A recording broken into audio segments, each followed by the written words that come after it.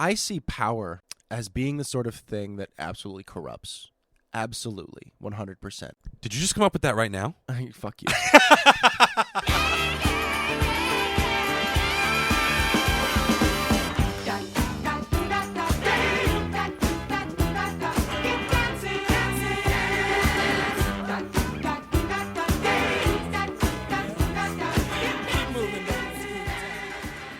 We're back here on another Skimbo Lounge, and as the French say, "Mange lise toujours femme," which of course means why put bay windows on a shithouse. Hi, I'm Alex, And I am Rory as always. What a wonderful start that was. We're trying to keep it together Trying because and failing. Full disclosure, Rory, you want to tell him? Yeah, I'm currently sick with the coronavirus. And Alex is pretty brave to come over here and sit with me. Well, that's because I woke up today and did not feel 100% either. So there's a good chance he also has it. We're living it, obviously, in the epicenter of New York City, ride on the trains every day, and I guess I just, they closed my office for the next 2 weeks. So what a great time to get it, let me tell you. Perfect weather, lots of time off from work. You're going to catch up on your reading, Rory? Going to finally finish that Michael Crichton novel? No. About the monkey with the robotic hand? That's something he would write. Can't wait to find out what happens next. But so yeah, I'm trying to keep it together. Yeah. Well, I have the exact opposite, where our CEO sent out an email and said, "See you Monday." Poof. Yeah, it sucks. So that's going to be fun. Well, especially in what you do. You work as a personal trainer, so you're going to be hands-on in a lot of places. There's going to be that one guy who's like, I don't know, I came to run and I don't feel the symptoms. I don't feel like wiping off my machine later, nerds. No, dude, I was just up all night crushing piss. I don't know why he's from the Revenge of the Geeks in 19 Nerds. Yeah, I don't know why, that's who I saw in my head actually, is that guy. Well, that's there you get your fair share of those. Let me tell you. Yeah. You get your fair share of Brads, Chads, and Chelseas. You would think of all places to close down. The large mega gym doesn't close down. Dish? The McDonald's of gyms, you say, hasn't closed down. We're not shutting down until the last kid leaves the ball pit, if you know what I mean. Yeah, there you go. Which never happens because he's dead. Oh, the HBO documentary on that one's going to be illuminating and terrifying. Well, I got to tell you, I was telling people days before my office closed down. I was like, this is happening. This is absolutely going to happen. They just, I guess, too little too late. Because I think I don't know where I got it from. But there's a good chance it was somebody at work. Well, it was at work or on the way to it. Not to be that guy, but I was reading a thing that said basically we probably all have it. Especially in New York City, we've all probably come into contact with someone who has it. It's too close quarters. And I think it's just how severe your case is. Yeah. And, I mean, to be honest, I would take this over the regular flu 10 times out of 10 so far.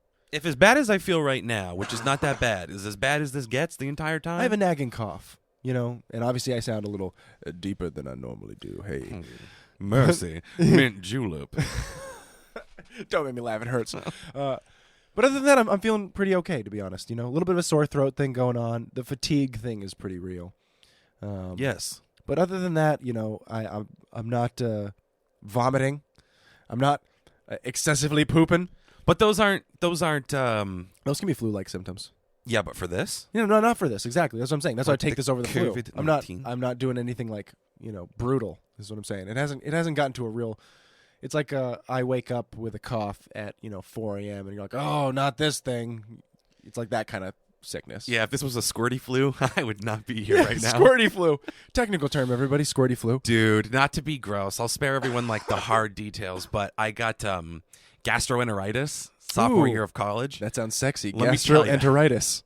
I would not wish that shit on anyone. It's horrible. I pooped the bed pretty bad. When was this? Sophomore year of college. I fucking slept. I was sleeping on a futon on this little place down on the waterfront in Burlington. I shared it with a complete stranger, and while she's just out in the living room watching TV, I proceeded to poop my bed violently. You can't even get to the words. I can't. It was so. I mean, it sucked at the time. It was so funny. So I pooped the bed, and then I'm just like, in for a penny, in for the pound. Yep. And so you just really went hog wild, is what you're saying? So I knew I had to puke too, and I was like, "Don't bother getting up." Oh. Just puked on myself. I was like a small baby pig, just covered in his own filth. My whole body was. Hadn't in you pain. learned anything from years before when our entire class caught it on that school trip? Well, I wasn't one of them that got the neurovirus. Oh yeah, so you didn't even care. The neurovirus. I was gonna say I learned about waking up in the middle of the night to vomit. I never pooed the bed though. Wait, I might have doomed myself. Is there wood? Sufficient. Let me tell you too. It wasn't just like I produced a turd that was in the bed. I pooped the bed, like liquid death. It was hard to tell where the poo began. I and had the to bed ended. Throw everything out except for the futon mattress, which didn't belong to me, but was largely spared in the carnage because I had a million blankets. Largely and spared, you say? Yeah. You know, when I left, I was like, this room's never going to smell right again. Can't fix them corners. The seams are the most problematic part. Can't dig in there. Because the thing is, you get freezing cold with it. So I was wearing Really? literally 3 sweatshirts. Did you hear that, folks? After you poo the bed, it gets cold. Once all that heat dissipates. No, before that, I was wearing a million layers because I was freezing, and then I got too hot and took all the layers off, but they were all around me, and then I shit the bed, and everything got hit. Nothing was spared. I lost 3 sweaters, 2 pairs of sweatpants. What was this called? You had gastroenteritis. Gastroenteritis. And that kept you from getting up and waddling to a bathroom? Yeah, dude, it was paralyzing pain. Wow. You're feverish, you're chilly, you're That'll believe shaking. you. You're just trying to ride it out, and you go, I need to take a shit, and my asshole muscles can't wait, and you're wearing it. I feel like you just wanted the story. Honestly, I did it for the gram. Just me making poo angels. Oh, God. Somewhere on Instagram, that picture might exist. Yeah, oh, totally. There's probably a hard poo angel culture we just don't know about. I really don't want to know. That's one of the things I got to ask the audience not to send to us, is that one, please. Well, I'll give you my private email then. You can show me because I'm curious. I'm trying new things. Like I got a wicked Tulsi Gabbard thing. Like do you? A wicked Tulsi Gabbard thing. Like no other woman will ever do. No. And you want to express this how? Well, I'm going to follow Reverend William's lead. Oh. And I'm going to create a whole website, except it's just about getting her. Yeah. I feel like that's a little more sane than his. Well, thank you, Rory. Can I count on your financial support? By an hair's length. Just will you chip in for the domain name? I'll help you pay for the server space. I'll take it. On GoDaddy.com, sponsored by GoDaddy.com. Give us money for this crazy venture, please. She just, she's so powerful. You know what I mean? That's part of it. Uh-huh. Go on. She's so powerful. She looks like she could control the seas. You know what I mean? You lift a bus with her legs. Yeah. She could deadlift a bus, I bet. I like that in a woman. That's great. I'm happy for you. I don't know where you're going with this. I'm nowhere. I don't think you're going anywhere. Nowhere in particular. Just I just you want to date Tulsi Gabbard. When you're in love, you just want to shout it off the top of a mountain, but I don't have a mountain. I have a podcast. So I'm just telling everyone. I shit my bed, and I love Tulsi Gabbard.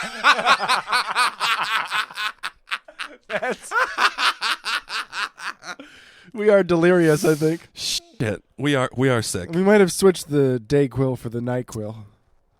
I'm glad. Something just happened with my headphones, too. Well, you just laughed super hard about... Oh, there you go. There we go. I think you're better. Oh, my God. We broke the matrix for a minute. To be fair, I really did have kind of a hard time seeing how you got from shit in your bed to Tulsi Gabbard. I feel like there's... what did your roommate think of the fallout? We got to get back. I think that was too easy of a climb away from the... Okay, from you the want to poo hold in me your bed. accountable, huh? I do. Me poo? Is that the only time you've ever... That's a terrible pun. Well, you laughed a little. I did it, a little bit. Or you coughed, one or the other. It was one of the two. Every time I cough, everyone take a drink. If you're not sick yourself and you want to have a drinking game, it's every time I hack up a lung, you go ahead and have yourself a nice drink. So the roommate never found out. I'm sure she knew, but we never had a conversation about it. I never was like, yo, just so you know, I fucking had massive diarrhea in the bed last night. You didn't need to say, the entire place smells. I'm sure it did. And maybe you just like were in there so long that you just stopped noticing the smell. No. There was no escaping. Well, because the thing is, like, she then went to bed, and I was like, I gotta take a shower. I gotta like turn all of this into a little poo parachute and leave it to seep on the floor over there. Because my priority right now is the shower, because I need the hot water to warm up because I'm freezing again. Because I've been lying in poop that was Wait. Do you know what my question is going to be? How long? Yeah. Oh, yeah. Well, time stood still. I laid in that poo since time immemorial. I woke up sometime around 1, and when I noticed it was 3. I didn't have a running clock, dude. This could have been 7:30 at night. This could have been 4 a.m. Couldn't tell you. It's so unpleasant. Because my roommate kept weirdo hours, and I was delirious. As a I man was who fucking in and out of consciousness. Thinks about things with empathy. I don't want to I don't right believe now. you. Yeah, I just... Oh, boy. Oh. Listen, everyone's been woken from the middle of the night to be like, I gotta go to the bathroom, and I gotta go to the bathroom right now. It's now or never. Yeah. But I think very few of us have ever had the experience where we're like, I need right now, but I can't make it. Yeah, dude. It's pretty bad. That it happened to me on a lesser scale freshman year in Indiana. I got food poisoning, and I threw up on the flight. That was me throwing up. I threw up everywhere. Oh, yeah. But I made it to the bathroom, and I painted the place because the next Brave. day the janitor, I was like laying in bed recovering, just like just curled up like a brine shrimp, and you hear the janitor get to our floor, and you just hear, "Oh, what the fuck!" Oh, no. I was like, "I'm so sorry." Yeah, that happened on our floor a couple of times. But again, it's funny. Your story reminded me of my floor freshman year of college because I was like, they would have taken those sheets and they would have presented them to the rest of the hall as if it were a triumph. And I would have been like, no, I can't get down with this. I don't. They're pissy sheets? Oh, yeah, that happened several times where they would just, look at what I have done. And they would just walk out and there'd just be that big dark circle. And you'd be like, man, you got to drink more water. Someone just sounds a hunting horn and he walks with it tied around him like a cape while he's buck-ass nude. Well, that was a particularly weird room, these two guys whose names I won't mention. Not that they listen. Okay, fine. I doubt either of them are still alive. There was one guy, I don't even know what his whole full name was. We just called him Rich Mitch. And which is funny. Oh. Old Mitch, there's a nice connection there. We have Mitch the Sitch, yeah. Rich Mitch was the kind of guy who would like pretend to be hypnotized and start doing cartwheels and throwing himself around like a monkey, which happened once. A guy on our floor used to practice amateur hypnotism. So he was fucking with this guy? Well, he would hypnotize people in our common room, and we'd hang out and see who was like susceptible to it or not. And Rich Mitch was not, but he pretended like he was because he wanted to play along with the games everybody else was playing. And at a certain point, the guy who was doing it, Jamie, would be like, hey, Rich, why don't you sit down? Oh, okay. And he'd sit, you weren't hypnotized, were you? No. See, I wouldn't have even let him off the hook. I would have just made him do embarrassing stuff. Stupid shit. I'd be like, you're a chronic masturbator, crouch behind the dumpster at Wendy's. It was weird. He was a weird guy. You want to fit in, don't you? Start beating off. He would have. That's awful. And that's why I'm saying I'm happy he didn't do that. He took a different tactic. Good for him. What's he doing today? Who, Rich Mitch? Yeah. I don't know. Talk about a guy I lost contact with very soon after we stopped being on the same floor together. Well, that's a shame. Yeah. He's Well, the then the other one guy is Dan, who from the famous Dan Poops His Pants story, Oh, yeah. which I don't know if I've told on the podcast before. I feel like I have. You have in a different iteration of the pod, Closet Pod. Oh, so most people haven't heard the Dan Poops His Pants story. I think it's been a while. I don't know if you wanted to tell it. I think it's you told the Pooh's Pants. No, yeah, it's a little different. Basically, it's like the same story of, and it's been a long time, but it's this whole group of guys. They were those guys who they did some heavy drinking in college, and they would go out and they would hit up parties and they would just wake up the next morning and half of them would not remember what happened and half of them would have to tell them the story.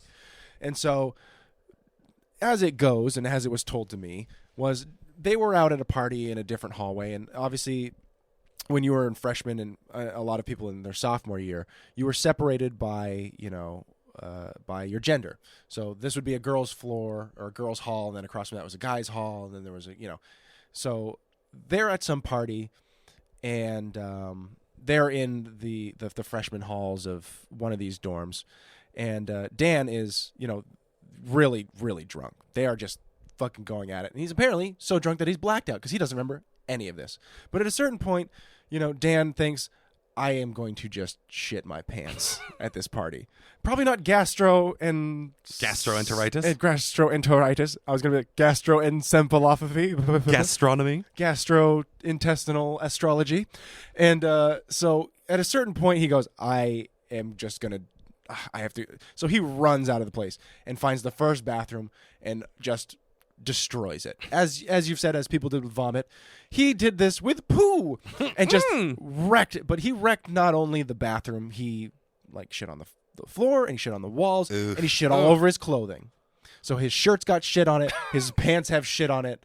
He's got nothing on him that doesn't have shit on it. That's an epic case of the buds. Well, think about if you dropped your trow to shit and you must have just gone right into your boxers too. So everything's just. He's shit. Pretty sure I melted my boxers. Yeah. Everyone got a good visual? Everyone take a moment. Really think hard on that. I laid there for a while, guys. Think about it. Okay. We got both of them. So Dan destroyed. So he, in the freshman, obviously in the freshman halls, the bathrooms are connected to showers. Mm-hmm. So he proceeds to strip naked and goes to the shower and cleans himself of his own waste. But now he is soaking wet and naked. And so luckily there's someone else showering. He steals their towel. Oof. So his friends at this point go, yo, where the fuck is Dan? Dan just has wandered off. And of course they're going, that's not great. Because again, RAs and people patrol and they, tell people to keep it down. And maybe the party got broken up. I'm not sure what happened. But they realized at a certain point Dan was not with them. So they walked down to the hallway to find Dan stumbling around looking for the party in nothing but a towel. So they go, okay, we need to get him the fuck home. Did I mention it was February? And it was particularly fucking cold out. So in one of those classic -5 fucking degree days, in old Colchester, Vermont, they walk him back to his place. So he has himself none too an unpleasant walk back, gets back to his room, passes out, and proceeds to pee his bed. Yes. Yes. So now he can't, with his pissy sheets, obviously lay. So he throws them all off and proceeds to go to bed, naked, cold, and freezing on a pissy mattress.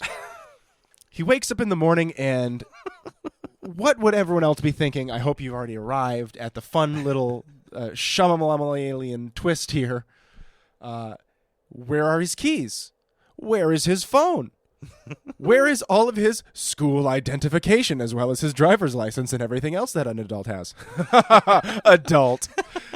Why, it's in his shitty pants. Left in the shitty stall.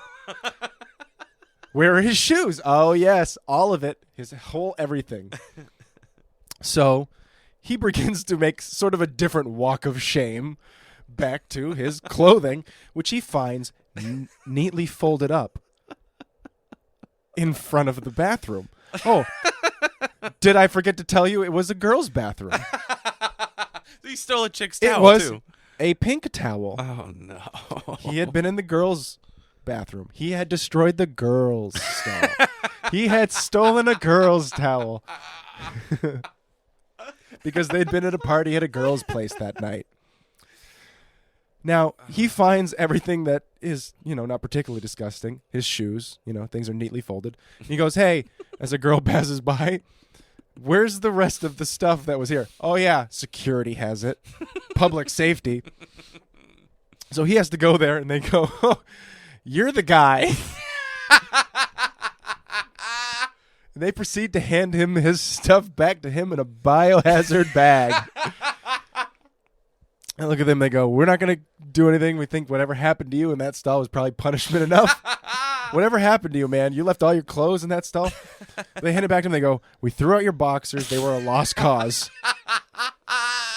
And I'm sure he had to then fish all of his ID and shit out of that shitty biohazard bag in his shitty trousers. And that's the Dan Poos' pants story.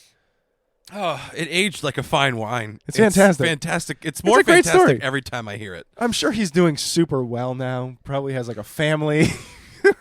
God bless him. Reasonable 401k.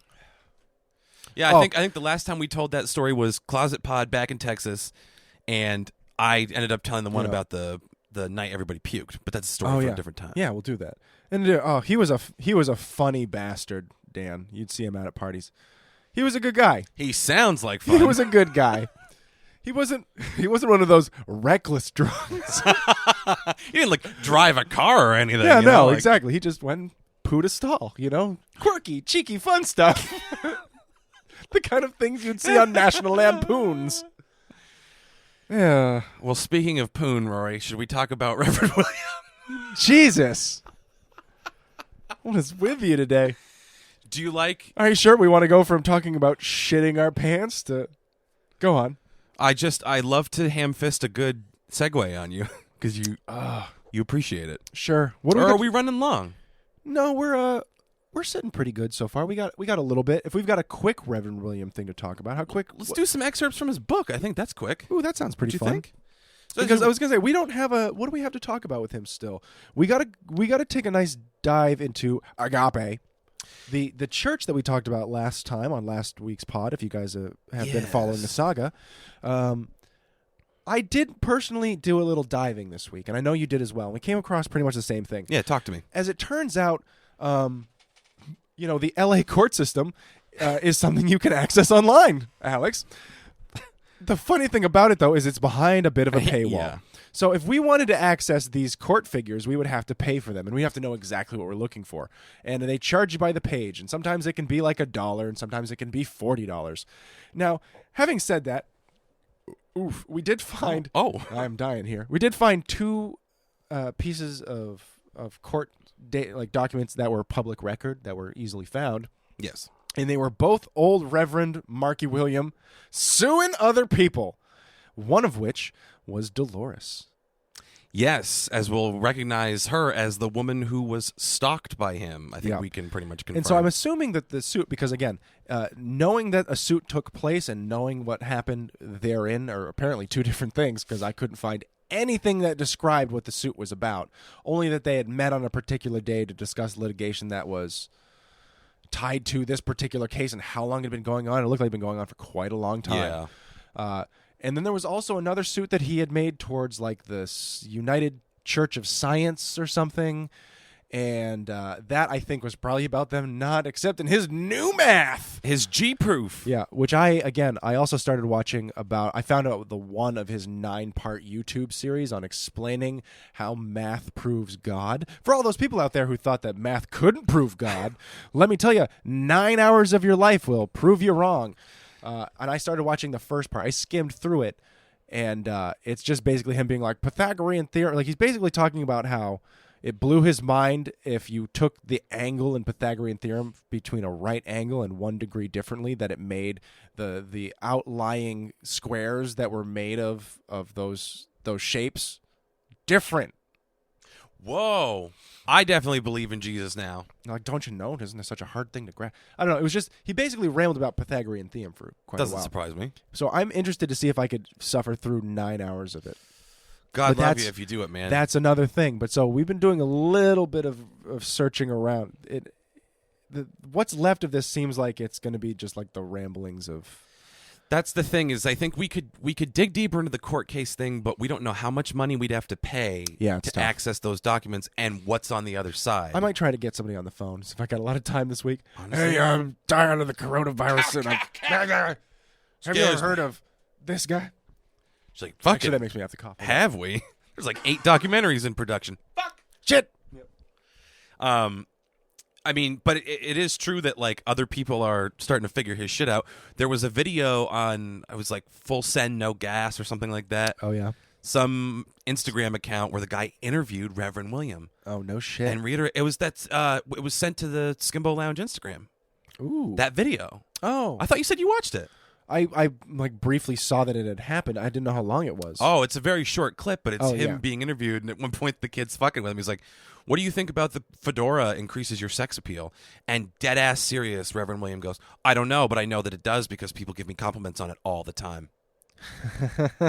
With his piercing gaze. And then the guy goes, "Hey, how many women have applied through your site?" And you just see Reverend William do this long blank stare, and then it's a hard cut.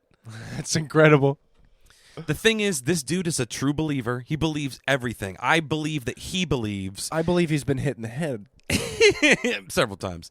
But he definitely believes that it was his divine destiny to be with Dolores, and because of that, because he's so strong in his faith, anyone that stands in the way of that is an enemy, which is why they fucking die of cancer. Well, yeah, that was an interesting string of ideas that he had, which, okay, so here's the strange thing about it all. Here's the thing that I can't quite wrap my head around.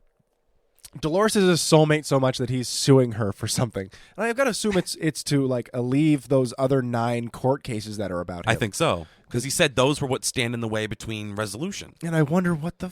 oh, God, I want to know so bad. I want to know so freaking bad what those are. I just don't have the money to spend on that crap. I want to know, because the other thing... Here's the other piece of this. We were like, well, what would be Michael Beckwith and Yogi Raj and Dolores' side?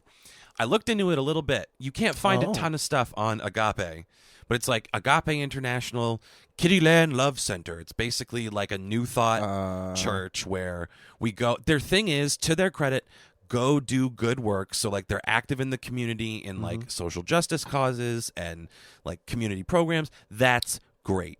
But they also believe in the law of attraction and rain dances and all this stuff.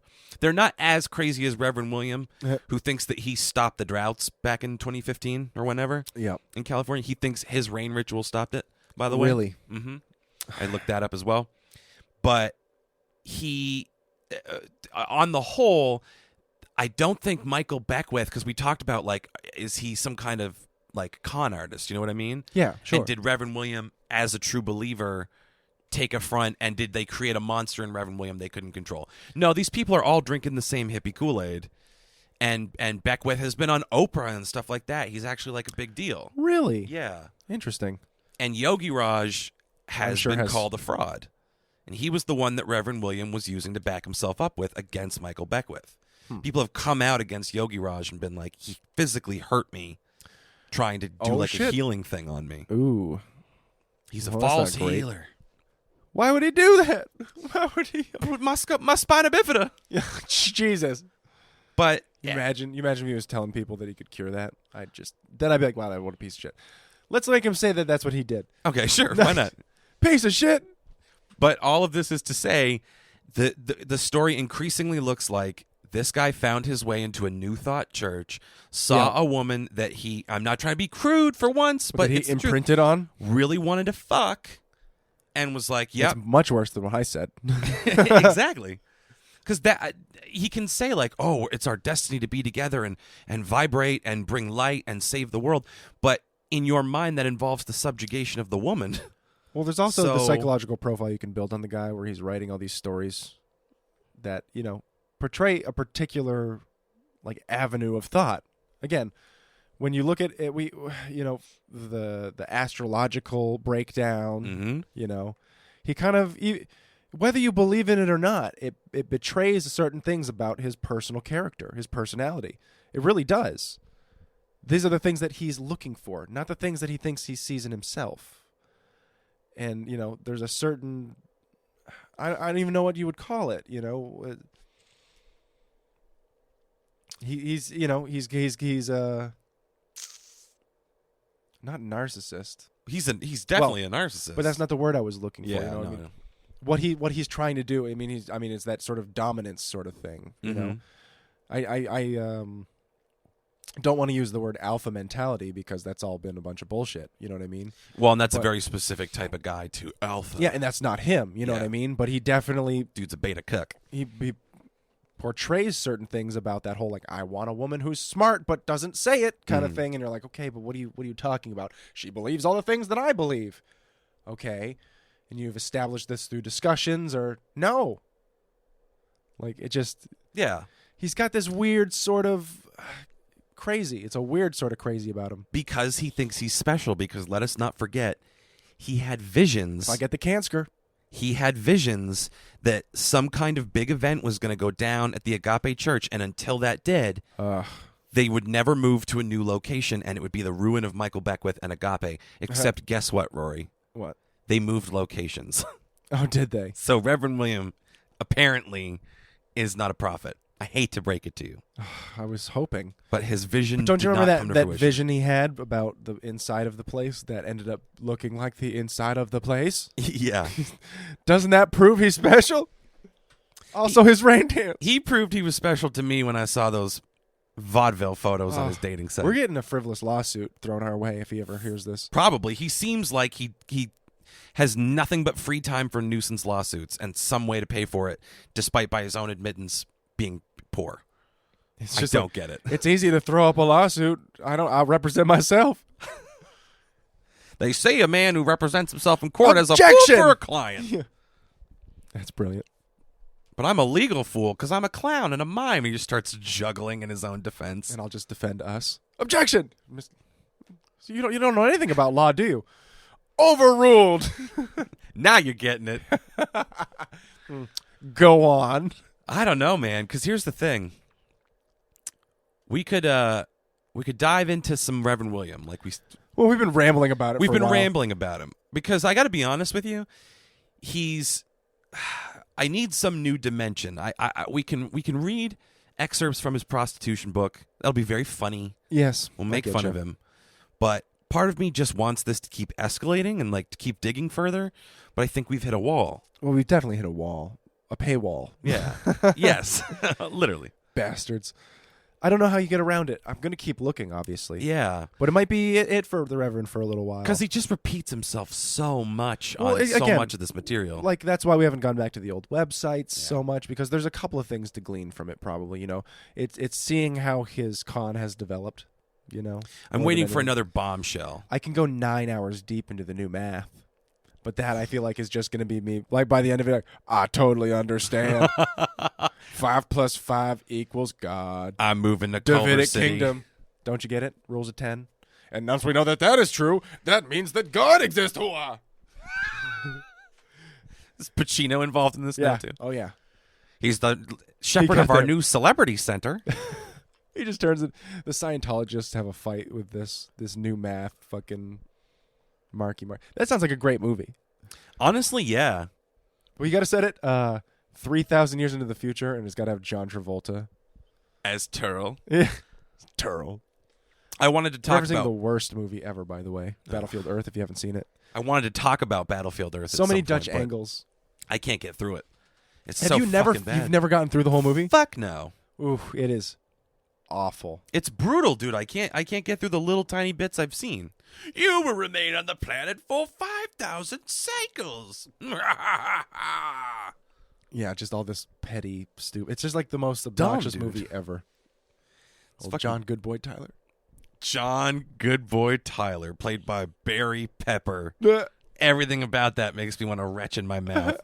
It's so good. And I'm a guy who shit his bed.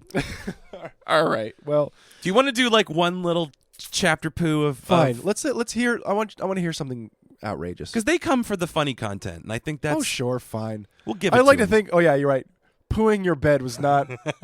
That was when we were diving into our stuff that we're hoping to get nominated for a Pulitzer on. Well, I don't think it really hurts our chances. Have you seen some of the winners recently? All right, let's get to it. But I digress. Society needs farmers, teachers, engineers, artists, and doctors. But society also needs prostitutes. And the need for prostitution is enormous. During the year from October 1996 through November 1997, I dated many attractive women. And although I treated them well, I got nowhere with any of them sexually. I'm an intensely passionate man with real feelings and real needs. The sexual frustration I experienced made me miserable and adversely impacted the health of my prostate. For men like me, involuntary celibacy hurts, and the pain deepens with the passing of each sexless day. The women I dated seemed oblivious to my pain. Worse, society seems oblivious to men's pain from lack of sex. Can we just point out that he used the term incel before it was even a thing? Can I? This is an excerpt. This isn't like the preface. This is chapter 1. I don't know if it might be an excerpt of the whole chapter. Who writes like this? It was the best of times. It was the worst of times. I was a thirsty bitch. It was a season of hope. My Insta and my was balls blowing were up. swollen. What is this? Who writes like this? How did he get this published? He self-published it. Oh, He didn't give this to anyone and go make this into an actual book. There's no what fucking the way. shit? In exasperation, I decided to try prostitution. This turned out to be one of the wisest decisions I've ever made. So he didn't know this to be a truth. It's a 6-chapter book, 78 pages for young adults. It's got a coloring section in the back. Penguin Publishing called it the worst thing they've ever read. Whoa. He decided, this was before he realized he didn't have fully formed ideas of prostitutes at this point. He was just so desperate for sex that he jumped into it. Look at how he structured that. Yeah. I just don't even, I'm just more upset about that. Yeah, it's not like he always believed this. This is the incident that changed his mind on it, dude. This just reads like a really uncomfortable manifesto. I have a feeling it's about to get worse. Yeah. Getting a prostitute, he calls it one of the wisest decisions he's ever made. It opened up a whole new world that was beautiful. Prostitutes are not oblivious to men's pain. These wonderful ladies are aware of that pain, and their work is to reduce it. My gratitude to them is deep. Like any doctor or therapist, prostitutes charge money for their healing work. I saw 3 prostitutes in December 1997. Scarlett was first for $300. Serena was next for $350.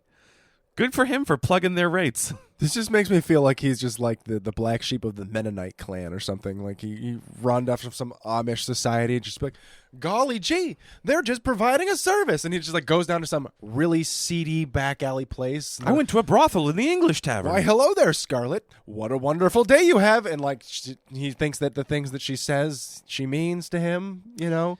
Wow, that was the nicest person ever. Well, time to head back. Rory. To my barn raising. It's coming. Oh. It's coming. I don't even... Your face kind of betrays some sort of awful thing you're about to read. The next subheading is called Christina. Ah. I was living in Los Angeles, California. It was New Year's Eve. I picked up a copy of a free alternative newspaper called LA Weekly. A tiny ad in the escort section said Christina, and gave a phone number, which I called. Hello? A woman's voice answered. Hi, are you Christina? Yes. I'm Mark. Do you do out-call or in-call? So he knows the lingo. I only do in-call. You will have to come to me. I don't have a car right now. And where are you located? Near Robertson and National. Oh, okay. How much do you charge for 1 hour? $200, and you will be fully satisfied. Only $200? That was a big improvement after paying $300 and $350. What do you look like? I'm a beautiful Latina with a perfect figure, long black hair, and I'm 23. You won't be disappointed. I promise. Good. She has black hair. I love black hair on women. I feel like this book ends with a scalping. It's very possible. This is the creepiest shit ever. See, this is one of those things where, again, it reminds me of, for fans of the television show Party Down, a fun quote. No. This is what he did. This is not a fiction. This is what he fucking did. This is what happened. Is there anywhere on this book that he writes that this is a fiction? No. Anywhere? No. This is what he fucking did. He changed Dolores' name, but that's it. And maybe he changed Christina's name. I'm sure he changed her names. Christina's real name was Catalina. I just changed it. See what I did? It goes on. I'm a deeply spiritual man. For me, sex is sacred. It doesn't matter to me whether I'm paying the woman. Sex is always sacred for me, whether without the money. So I said to Christina, I'm looking for a woman who is spiritual. Are you a spiritual woman? Well, I'm Catholic, but I don't go to church much. I get turned off by the church, but I do believe in God. But why are you asking me about this? I want what we do together to be sacred and spiritual. Oh, I like that. That sounds nice. Nobody ever asked me for that before. When are you going to come and see me, baby? So will you be okay with my doing a prayer before we start? Of course. To which I'd be like, yeah, guys, come on my chest all the time. You do whatever you want. Oh, Jesus Christ. This is like, again, it's terrifying to think that he just probably had a recorder in the room. Probably. And he's just writing this shit down. This is just so good. So are you coming to see me tonight?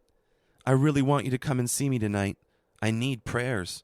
I promise you will be fully satisfied. You won't be disappointed at all. She was pressuring me. Christina wanted me to come and pay her for sex, and she was promising me the sex would be good. I am utterly amazed by the extreme contrast in how women behave sexually depending on whether money is involved. Without money, most women will throw up huge obstacles to sex. They will make sex extremely difficult or impossible to attain for most men. Accomplished male pickup artists accepted. Women have a million ways to say no to sex, but for a mere $200, this young lady, who turned out to be quite beautiful, said yes. And not only that, she pressured me to come and have sex with her ASAP. Indeed, were it not for the $200, Christina would never have offered me sex. And yet society condemns this. Society makes it a crime for a large population of men to get their basic needs met. Listen. God forbid if 4chan ever gets their hands on this book. He'll be their new god. My God, it scares me. He'll have his religion. This guy's like preaching to the alt-right crowd of America right now, though. Remember when I referenced that video on Instagram earlier that he was on? The people in the comments there were overwhelmingly like, he's not wrong, though. Well, it's one of those things where I sit there and I go, you know, I'm one of those kind of people who thinks in order to protect the sex workers, those people, you should make prostitution legal. But I think we're approaching it from two completely different angles. Yeah. I think it's for two completely different reasons. I'm not like, woo, hookers are legal. Time to go bang some chicks. This is the craziest shit ever. Dude, and this is 100% for him, not for anyone else. Exactly. Not for the prostitutes, not for other men. I don't want to get arrested while I'm doing something that is perfectly all right. I've got plenty of hundreds here. Look, you no hear way me to spend them. Admit right there that no woman will fuck me unless I pay them to, right? And I'm okay with that. So why does the government need to be involved? I just don't understand. Sometimes a guy just wants to bust a nut, you know? Well, dude, think about that viewpoint. It's so fucking telling. I don't think there's anything else that you can say that kind of does a better job than what you just wrote, or what he just wrote himself. Yeah, don't attribute that to me. Yeah, wait, what you just wrote. Did you hear that, everybody? Shit. I'm not delirious. Oh, that's crazy. Yeah, dude. The thing is, I'm going to keep skimming through this later, and I'll find some good choice ones to bring in next week. Because I think we need to take a dip. I think we might take a commercial break from that. I need a moment. We need to go snort some Purell. When we get back here, we're going to chat a little bit about something we've been getting asked to review for a little while. We're going to be talking about our initial reactions to episode 1 of Netflix's hit original reality experiment series, Love is Blind. God help us. On the Skimbo Lounge. Hi, I'm Rory from the Skimbo Lounge, and I have the coronavirus. And I'm Alex, and I don't. And I want to keep it that way.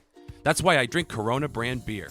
What, you didn't know Corona stopped the coronavirus? Well, they do. That's right, Alex. And we're here to spread awareness to keep other people from spreading the virus. But you might be asking yourself, what about Corona stop the virus? Well, have you ever had a Corona dum-dum? Maybe you know that sort of warm, pissy aftertaste. Well, that's it, friend. Once you've knocked back, say, 9 or maybe 10 of these bad boys each and every day, you'll have no problem keeping out that pesky COVID-19. I think I should call my ex-girlfriend and tell her what a bitch she is. Some of the side effects of Corona treatment are wanting to call your ex. You're stupid, but I love you. Having to sing the lyrics to every song you hear. Sweet Caroline. Telling your boss what a prick he is. You know, if we weren't into quarantine, I'd spit in your face. And vomit. Lots and lots of vomit. Now, the coronavirus is scary because, everyone says it is. So make sure you're safe and stop stocking up on toilet paper and start stocking up on Coronas.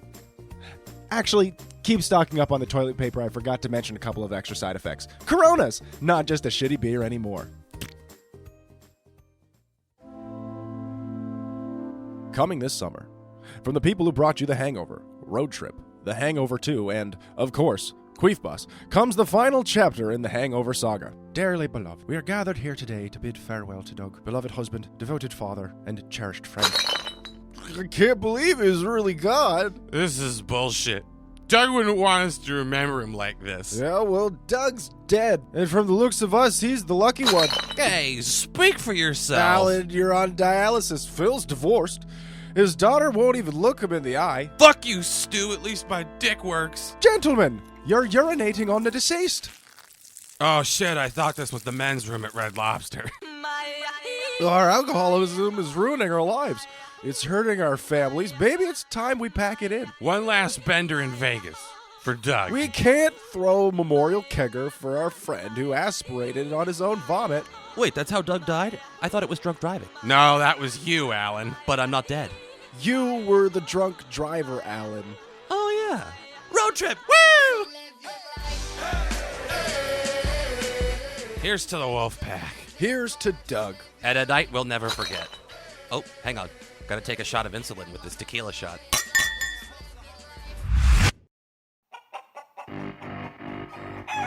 Oh, God, my head. Oh, what happened last night? Did we have another wild and crazy adventure spanning the Vegas Strip?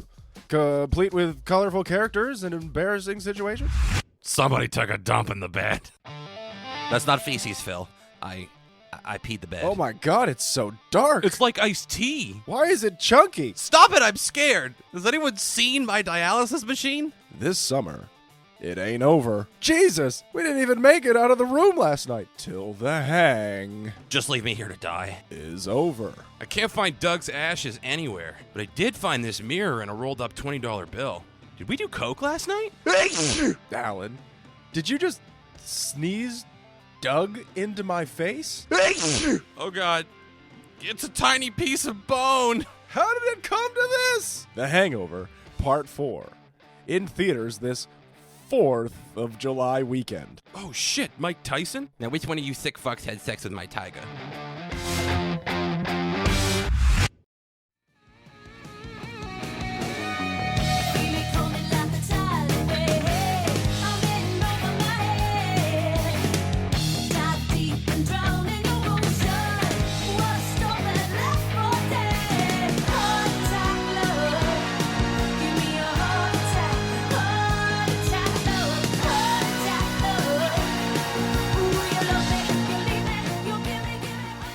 And we're back here on the Skimbo Lounge, jumping right back in. Wow.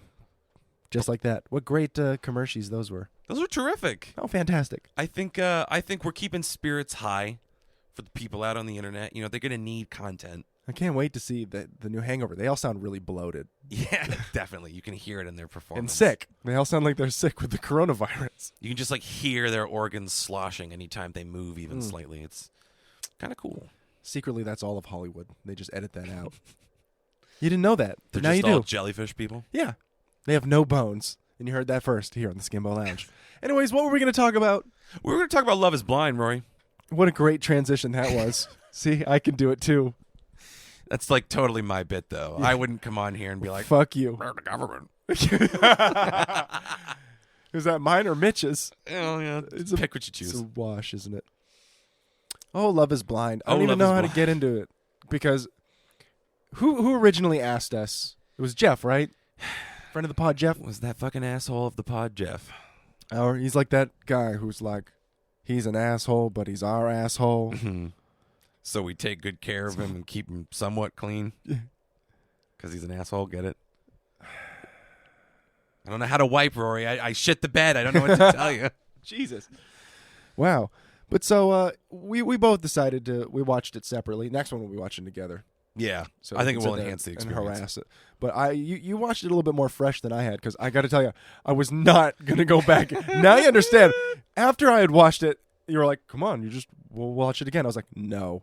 Like, well, no, what was the problem? I was like, no. Rory, you're being unreasonable. Do you understand why I was unreasonable now? Yeah. Yeah, no, I do. Go ahead. What was your first, give me some reactions. Well, here's the thing. I think before we super jump in, I just want to say I have seen a lot of reality television in my day Sure. because my family just watches a fuck ton of it.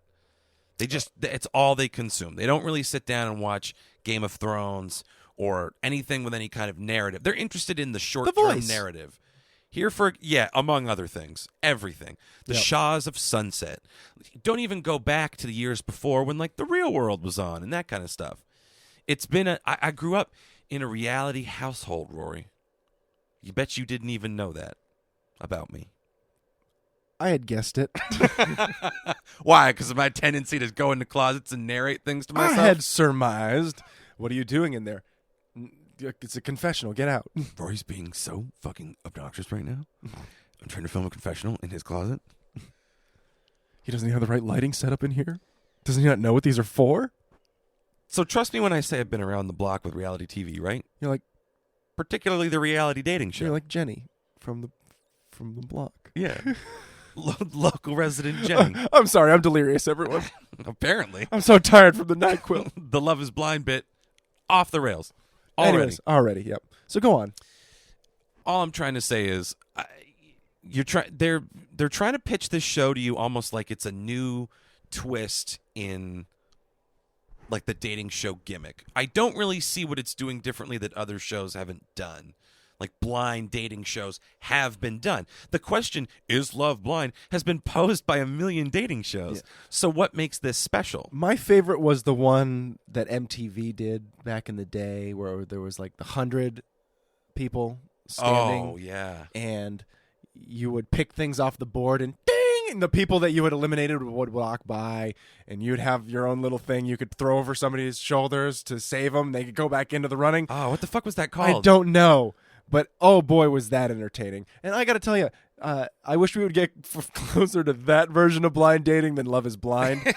Because that's way more entertaining, where they're just like, Hoosiers or Newsers? You pick Hoosiers, and everyone who's not a Canadian's gone. You're like, whoa, that's a lot of people. But, you know, that seems, I hope that made sense to you. That seems, it didn't make any sense to me. I'm delirious. But, no, there was like a bunch of things that you would pick from the board. Yeah, I just made up a bunch of bullshit. Anyways... Asshole. Love is Blind is the sort of thing where they're like sitting there going, taking the looks out of it. That'll solve everything. And then allowing people being like, but also it's 30 days and you're going to propose to somebody. Well, yeah. What? It's a million. So we should explain how it works. I just did. But really how it works. So the premise of the show. Into the minutia. Nick Lachey had a bad marriage with a singer. This is how he plots his revenge on the world, is by unleashing Love is Blind onto us. Is that good enough? No, you meant the other things. That's the basis in which this is steeped. Because they bring in what? How many people? I didn't keep track. Because there are some red shirts in there. Too many. Well, that's what we've only seen the first episode. I like to think in the second episode, like, they bring out the B team. Like, my name is Chet, and I've got a snaggletooth. I'm Clark. I'm a donkey farmer. Yeah. After the end of the day, I've got a drop foot. Do you know what that is? How do you feel about my psoriasis? Those characters, and those people end up being the most adjusted of all of them. Yeah, right. And they have no prayer because you got to figure they're going on you're going on a reality dating show that asks is love blind. Well, they're all moderately attractive. They're all moderately attractive at best, or at worst. At worst, for some of them, it's at best. Let's be honest. Whoa, Wesley, the little Napoleonic complex guy, he comes on being like, I'm here for short guy representation. And I went, why don't you get the break your leg surgery? That's cheaper. Yeah, we can help you out. We know the guy. Yeah. So this whole, they airdrop these people in, separate them by men and women. Yep. And then at different correspondent times, you can go into these little alien peep show sex booth things that have a frosted glass door. Yep. You can have a conversation with the man and the woman between the wall. They've got all these little alcohols and candies on the right, so you can keep your sugar high going while you get drunk. You have a little throw blanket that you could just crawl up in. And they'll just sit there and have these little talks where you're like, I know you're talking to all the other people. What are you talking about? Yes. What are your fears? In fact, that comes to pass in this episode. Yeah. The fact that by the end of the episode, somebody had proposed, I was like, are you fucking kidding me? It was 3 days. Yeah. It was 3 days. You're sitting there going on a reality TV show and going, not knowing what they look like, that's going to solve it. And then you propose after 3 days. I got to tell you, that wasn't the problem. Because you guys cried a lot in a room where you couldn't see each other. Good luck to you. Because I got jealous because Toby had a fun date with Gloria, and I like Gloria. Fuck you, Gloria. this is so conflicting. Yeah, there you go. They meet in these booths, right? And the idea is, are they going to fall in love with each other? Is love blind, etc.? Apparently after 3 days, yes. And apparently after 3 days for some people. But eventually you settle in on someone and you propose. And I want to know if the women can propose to the men. Probably. I'd like to think so. I would like to think so. Like, no. Because my girl Amber's going to be the one who proposes to someone who does. She's going to propose to Barnett.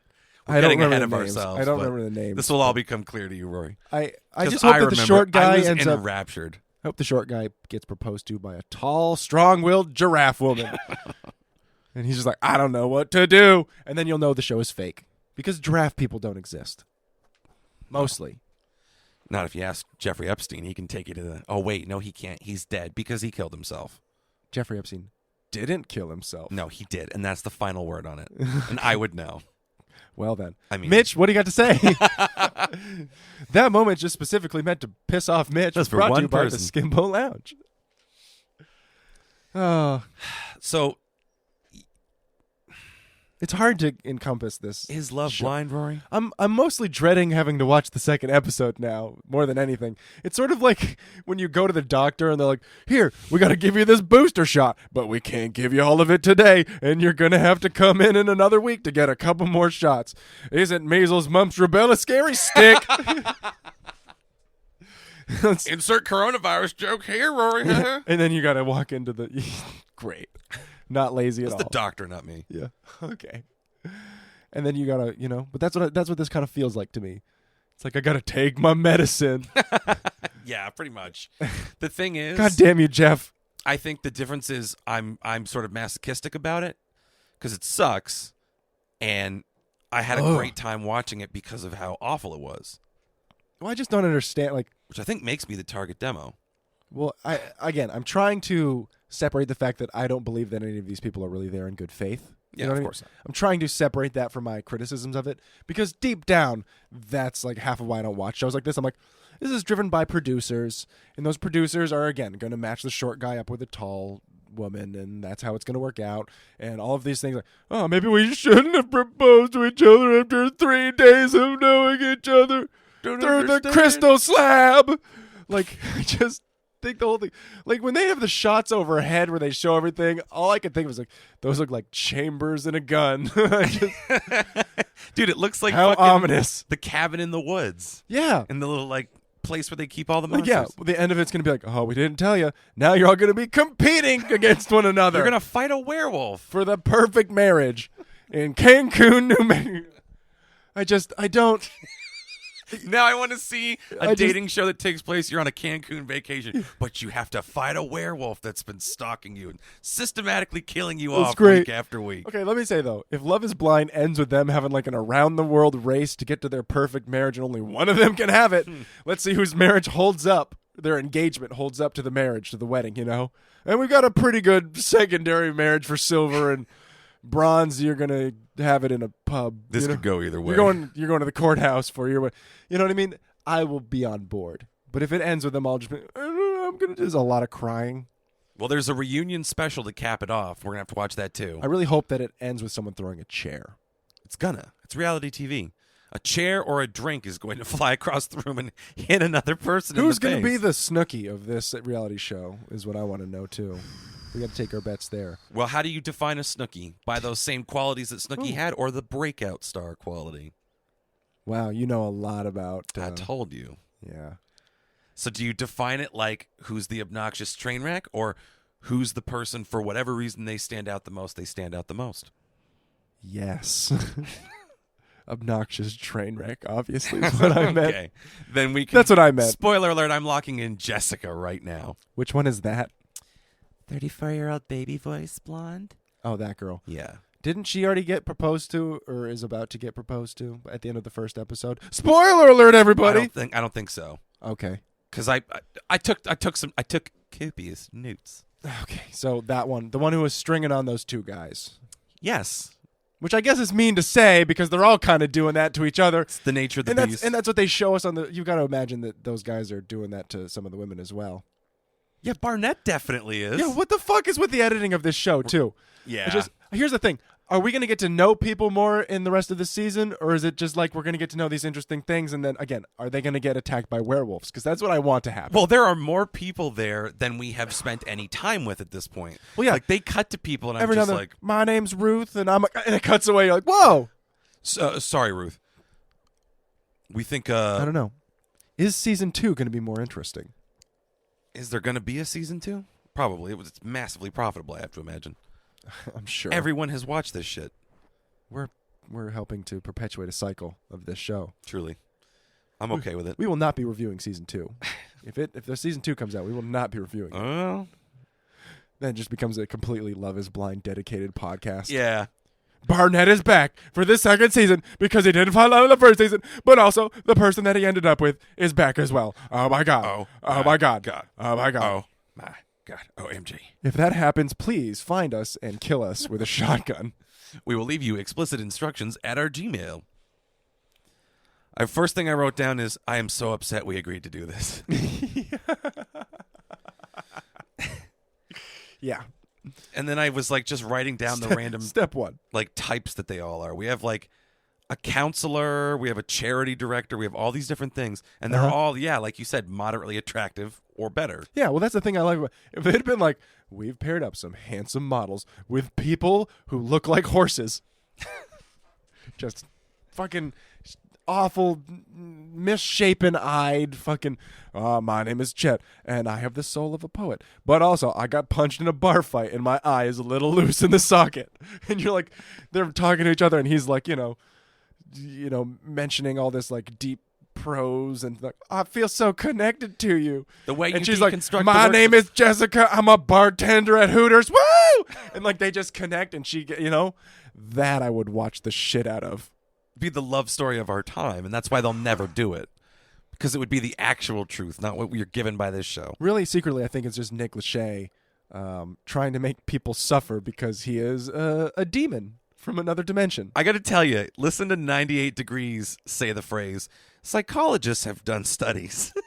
Really didn't sit well with me. It's like the idea of like Guy Fieri having a perfectly wiped ass. Like it doesn't fit. It doesn't make sense.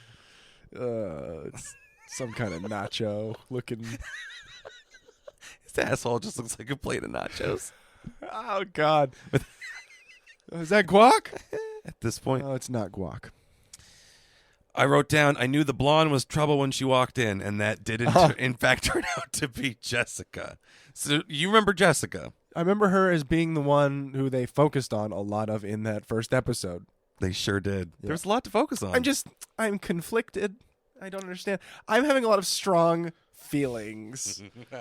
Is that a normal, like this early on, to have strong feelings for someone that I'm forced into isolation chambers with for hours on end? You got to figure that's probably does something to people too, though. Like when you don't gel with any of those people at all, like, what are you doing? Sitting here eating corn chips. What are you doing?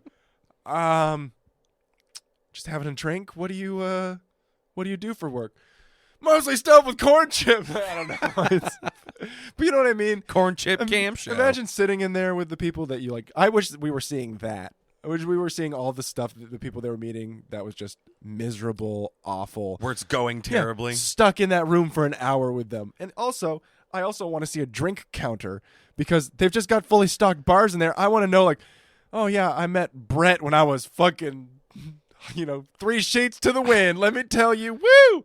Respect to that Mark kid when he just fucking hits the little vodka nip straight out of the bottle. Yeah, there right you go. out of the teat. You got to assume some of them were getting pretty fucked up.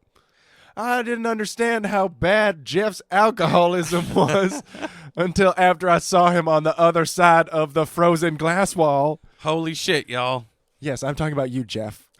I'm talking about you, friend of the pod, Jeff. You're implicated in this now. You're implicated. You forced us to watch this, so now anytime I mention your name, you're all of the examples from now on whenever we talk about the guys on this show. Because I'm not going to remember their names.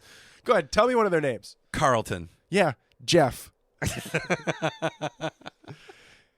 He's the reason we're watching this Great. fucking show. So Yeah, go ahead and give me an example of what one of the guys did that you found interesting. One of the things. Oh, that I found interesting? Yeah, anything or terrible or whatever. Go ahead. I just want to try this out. Go on. The weirdest thing for me is I took a note here. From our perspective, we can see them, right? Yeah. And that definitely informs the impressions we make of them. Because, like, as soon as I saw Lauren, to no one's surprise, I was all in. And that impacts the way that I see her, because then you later, like, look at her behavior and your judgment is clouded because you're like, she's so attractive, but what she's saying doesn't make any sense. Yeah. So you're not participating in the experiment the way they do. Yeah. So you're forming a completely different idea of their closeness and their relationship. Yeah, you're forming the opinion of someone looking at crazy people is what you're doing. Because I'm sorry, anyone who's like, I've got 30 days to marry a stranger is kind of at the end of their fucking rope. That's the premise of a great movie called The Lobster. Oh, interesting. You should watch that. It's also that one where the millionaire has to marry somebody after all that time. I can't remember that rom-com. Brewster's Millions. No, it's not Brewster's Millions. I wish it was, though. I'm pretty sure it's just called The Bachelor with Chris O'Donnell. Probably. He played Robin. They all end up outside his apartment or some shit. I can't remember. Yeah. Blue French horn, high fidelity. They whatever. all chase him. All rom-coms. Anyways. So, yeah. What else you got? Speaking of Carlton, I don't like this guy. You don't like Jeff? Yeah, I don't like him either. He's the I call him in my notes the Black Dandy. Oh, yeah, that guy. Yeah. That Jeff. He just kind of seems like a jerk off. Yeah, that Jeff's kind of a pain in the ass. He's very flashy. Yep. Well, it's just he's one of those. Yeah, he's the preacher's son. Yeah. Yeah. Well, the interesting thing about him, they paired him up. I'm saying they, as in like the producers, because let's not pretend that come on. this wasn't manipulated. When we talk about it, just assume we're smart enough to know producers manipulate this. We're bitter people. We're treating it like it's real. Yeah. So he gets paired up with Diamond. Yes. And Diamond and Carlton have two similar self-centered philosophies that do not mesh with each other in any way. Yeah, not much. They literally talk at each other about like their Bullshit. own struggles, Yeah. their own philosophy. They speak in the third person. Well, it's one of those people that you meet that waits for their turn to talk about the thing that they want to talk about rather than engaging in a real conversation. Yeah. Which is the most annoying Jeff of all. So it's very it's strange watching them. It's uncomfortable. They're going to have a hard time once they figure that shit out. Yeah. And I don't I don't know, maybe they'll blossom into the struggles of each other's blah, but I don't think so. the only one that makes it. Honestly, I got to tell you, I agree with you. I don't think Jeff's capable of that. I'm going to have a lot of fun with this. Apparently you are. I'm telling you. This is I'm where we very mad at Jeff for making me watch this. Yeah, no shit. Go on. Sorry. I smelled immediate trouble as soon as Jessica and Mark got in the same room, Yeah, I agree. divided by a wall. Mm-hmm. As Is you he the one recall, with is he the one with the little man syndrome? that's Wesley. That's Wesley. I'm Mark is very sorry. young. That's the Wesley Jeff. Yes. There's Napoleon Jeff. I just picture a tiny Jeff in a Napoleon hat. Yep. I'd watch that show too if we just populated a house with clones of Jeff. There's Napoleon Jeff. How long until they eat each other? We also didn't put any food in there. Well, see you guys in 6 months. Yeah, we're gonna have to do this again afterwards. They just come back. Everyone's dead. We'll do it with Mitch's next time. Everyone dies, but quicker. It's little pirate Mitch. He's stabbing me with a cocktail sword. Tiny little pirate Mitch. We're getting off track. We're getting off track. All right. So, Mark is the 24-year-old kid who's that guy. Yeah. So he and Jessica end up together, and all of a sudden, as soon as he goes, I'm from Chicago, and she goes, no way, I'm from Illinois. Like 2 miles outside of Chicago. No way, I love the Bears. No way, I'm a Cubs girl at heart. Yeah. I even named my dog, what'd she name her dog? Peyton Hester. Like, so it really didn't matter that much. It would have been pretty easy to just meet someone nearby. It didn't take You didn't much, have to go into the reality show there, did you? but they used that as justification for their connection. Like, we're both from the same place. We both like the Bears. You mean we like the same sports teams? Ignore the fact that I'm 24 and I'm saying I want a family and I'm ready to jump in. He starts talking about his tattoo where he's like, it's a cross with my mom and dad's name on it, And I have space for my kids' names on it, too. She's like, that's so adorable. I got it when I was 19. Yeah. After I was in a car. It's gotten a little stretched since then. That was hilarious, too, when they both, when she out of nowhere just hits him with like, I like that. I'm a Christian. Yeah. He immediately was like, so am I. I have the cross tattoo right on me. Look. And just like. I can't see it because of the glass. Right. I'm pressing my breast against the glass. Are you looking at the moon, too? It's a dark room. There's cameras above me. We're in a bunker. Let's see. What else? Yeah. I wish there was more to go off, except for that was a huge part of the episode, was the absurd relationship between her and the two Jeffs. Yeah. Built on nothing. Yeah. I have written here, this will only end in tears. Mark and Jessica. Mm-hmm. Okay, so then do you remember the scientist they had on there? Yeah, he's the one who proposed. Yeah. So the Yeah. scientist ends up proposing. That's Yeah. Cameron. And Lauren Yep. is the girl he ends up falling in love with. I like Lauren a lot. I'm Mhm. extremely attracted to Lauren, Oh, are you now? which colors all of my judgment. Sure. Isn't she a Because- social media something? I do believe. She's like an influencer Yeah. or a... She has that energy. Yeah. Pretty sure she's like a social media marketing strategist. Yeah, Some something like that. I word can't remember what salad it was. thing. She's wonderful. They're going to have a tough time. You know why they're going to have a tough time? Because they proposed after 3 days? Beyond that, I'm convinced he thinks he's in a Turing test and that he is falling in love with a computer Oh, you think so? because he works with AI. So I think he thinks he's in a Turing test. I was put up to this by my friends. Shit.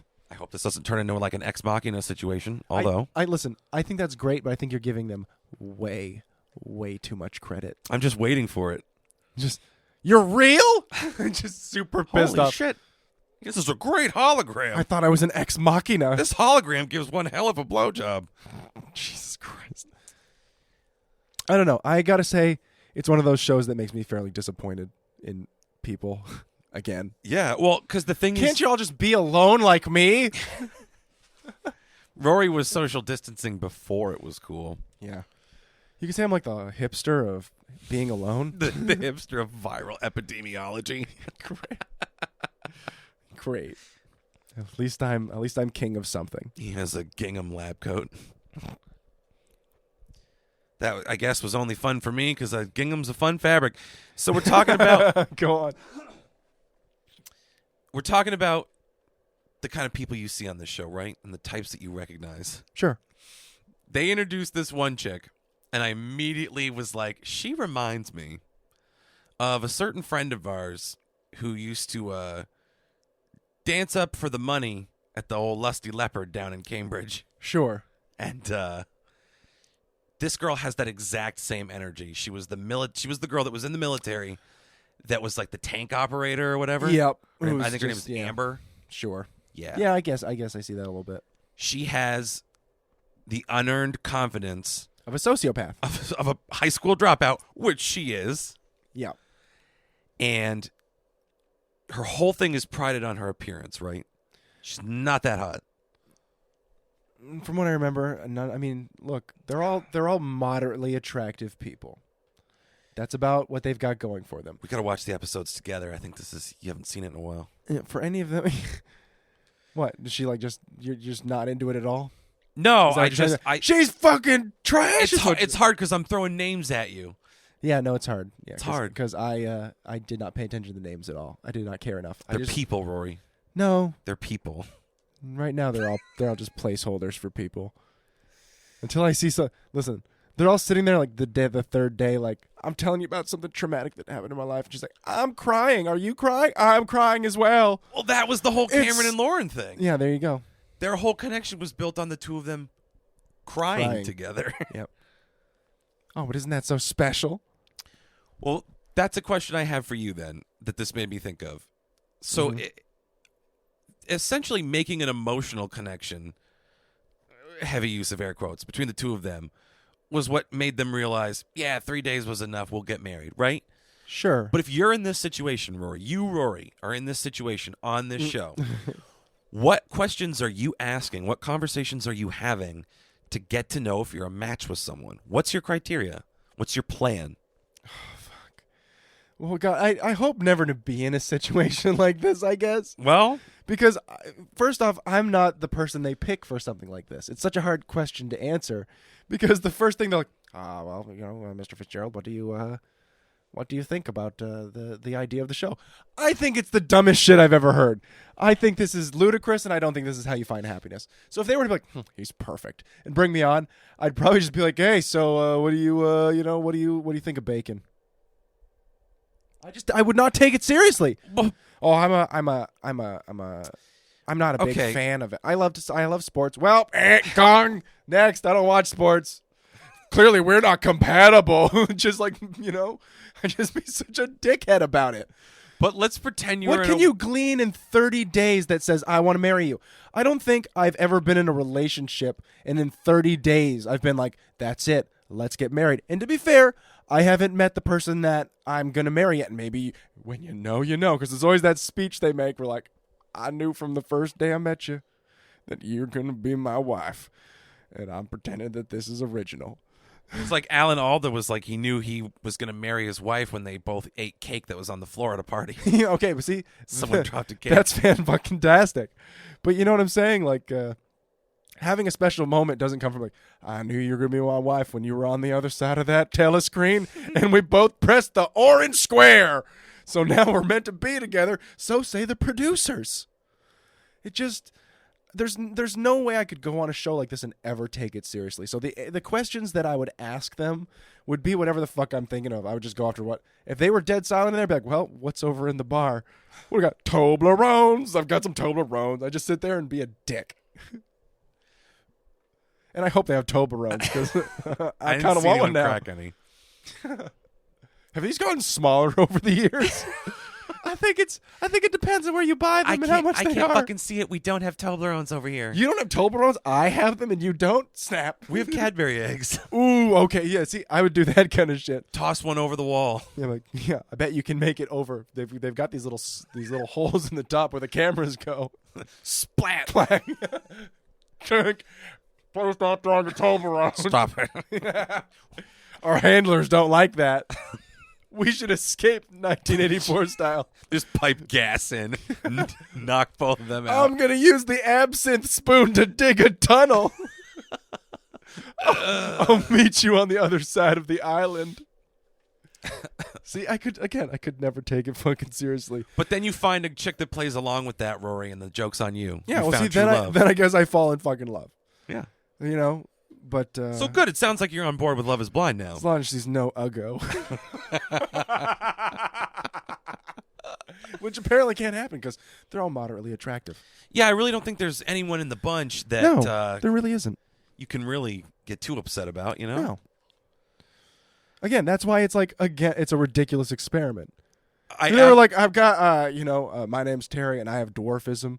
And then there's someone else there and she's a giant. Let's pair them up. She's just carrying him around the house. Then but you obviously can't do that because then it'd be too obvious. But I don't know. You brought it up several times now. I think you really want to do it. I do. I think you want to find a nice tall woman to carry you around. It's so hard as a 6'3" man. Find that beautiful 7-foot tall goddess I've been waiting for. Some Norse giantess.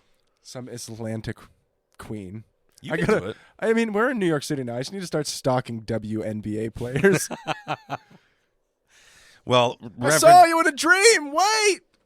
We're destined to be together. Talk to my guru. His name is Mark. I'm out of shape. Don't walk so quickly.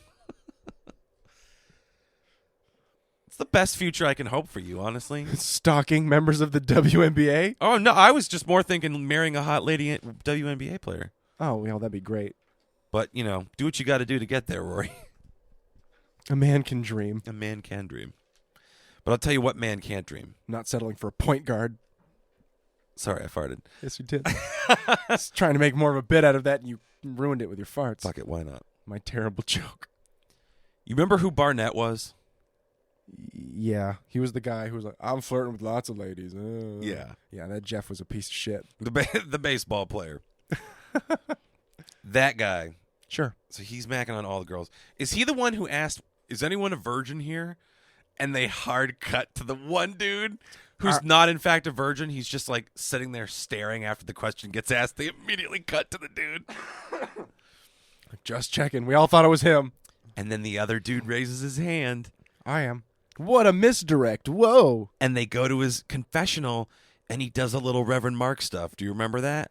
Yeah. The first time has to be memorable, and women want a prince, and I'm going to be that. That's not Reverend Mark stuff, though, because Reverend Mark would be like, women's bodies can be bought with money.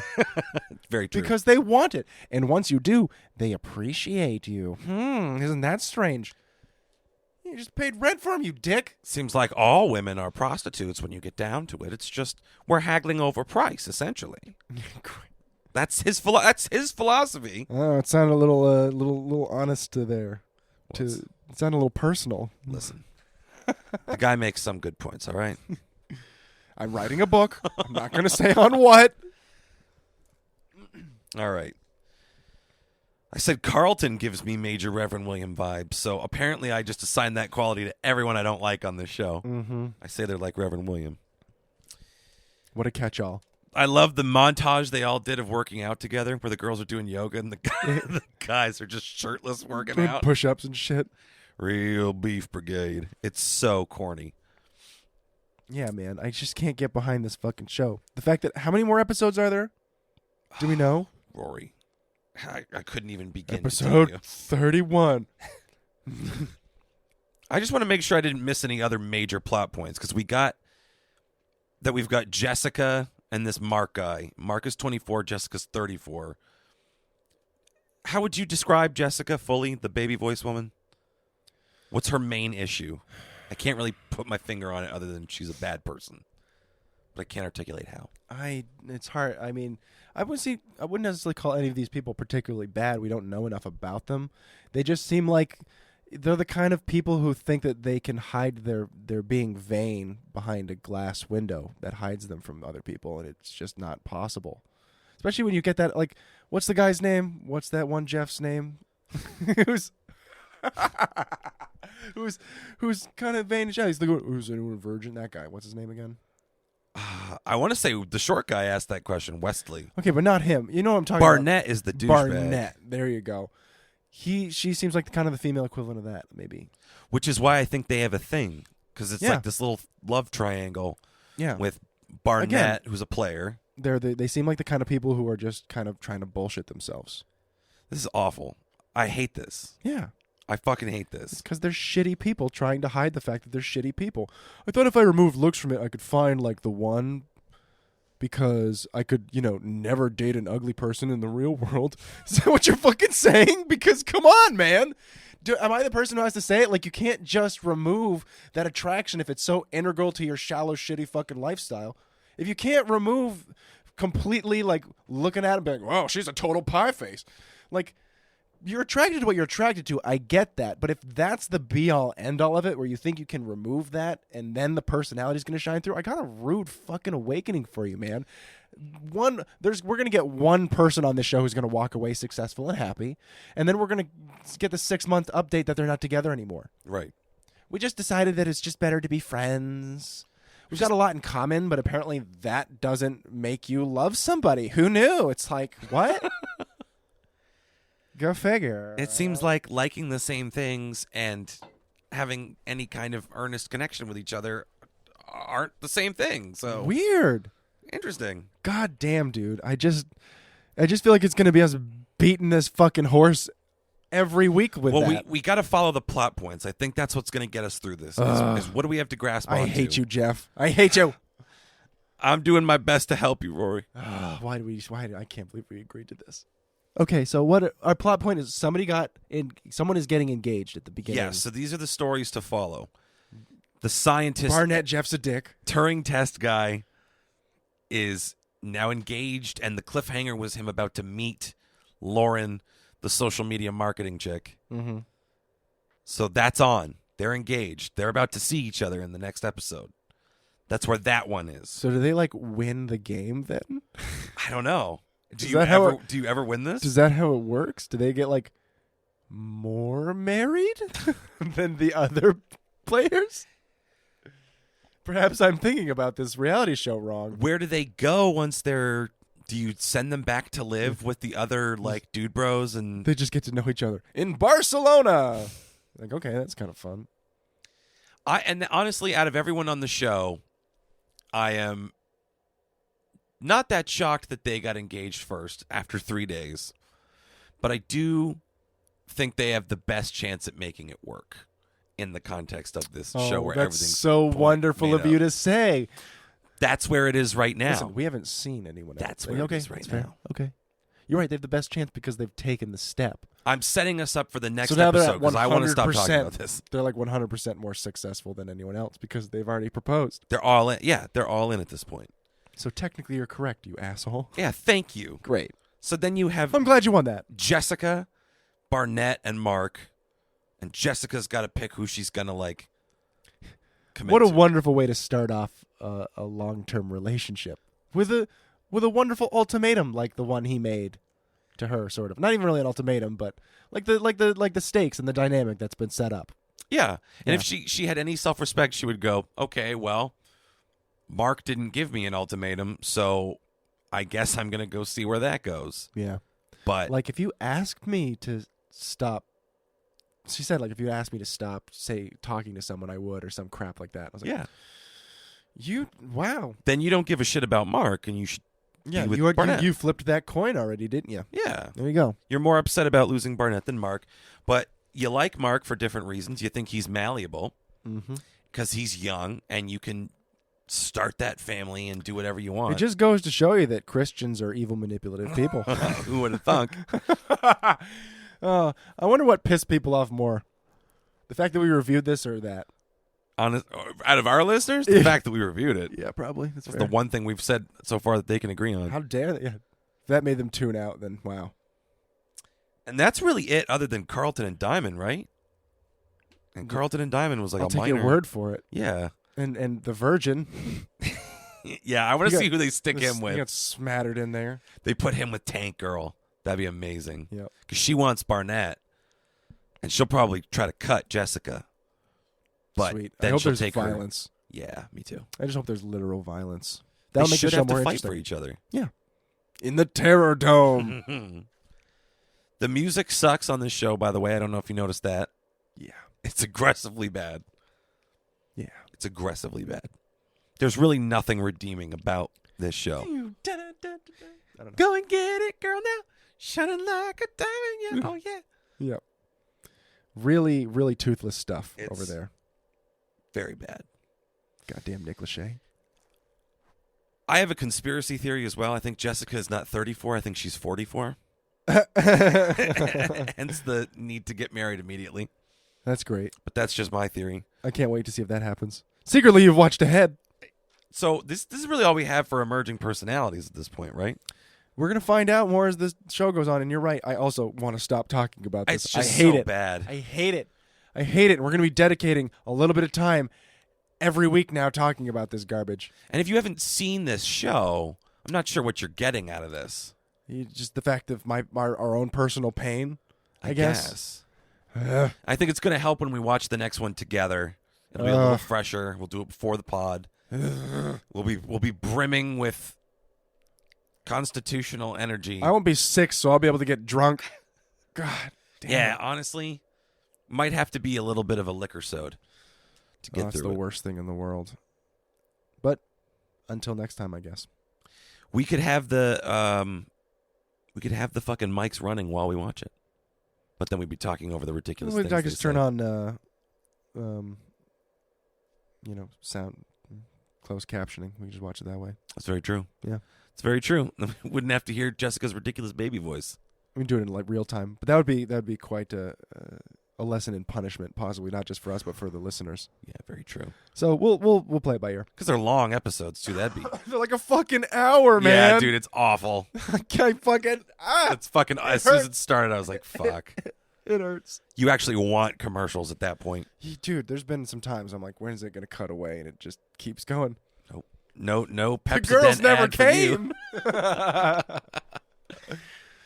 Well, I Anyways. guess we'll see who emerges next week. One tidbit to leave you on, Rory. What's that? Do you know there's a guy on there named Rory? I feel like I heard the name once, and I was very disappointed. He looks like a lieutenant from the Irish Republican Army, just like you. It's great. Great. That makes me feel so much better about what I look like, that I look like an IRA motherfucker. The minute I saw him, I was like, his name is Rory, and he reminds me of Rory. So I feel like you're well represented on the show. Good Rory. old Rory, Jeff.